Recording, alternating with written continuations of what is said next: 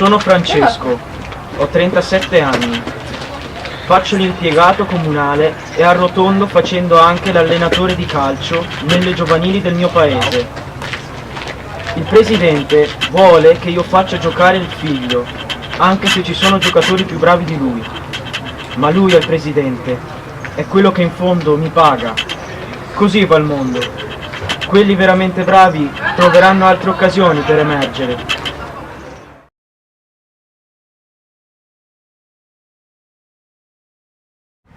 Sono Chiara e ho 23 anni.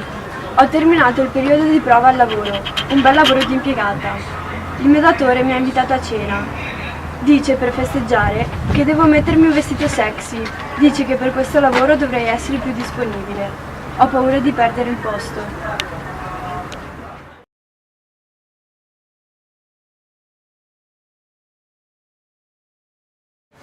Mi chiamo Giulio, ho 15 anni.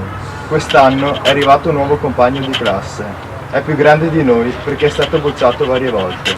È arrogante, si sente superiore e vuole copiare i nostri compiti. L'altro giorno Mirko si è rifiutato e li ha presi. Bisogna stare zitti, tutti abbiamo paura di lui.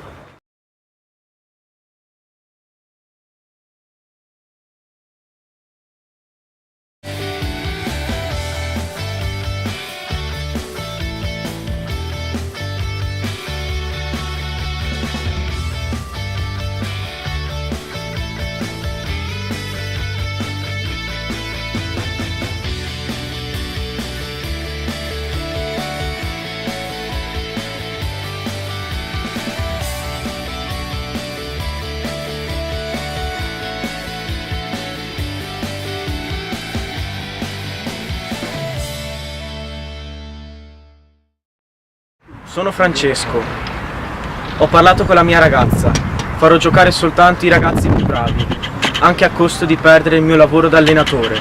Sono Chiara, ho parlato con le mie amiche, alla cena non andrò. Perderò il lavoro, ne troverò un altro. Sono Giulio, ho parlato con un insegnante, ci aiuterà a parlare con il nostro compagno che fa il bullo. Insieme possiamo vivere un anno scolastico più sereno.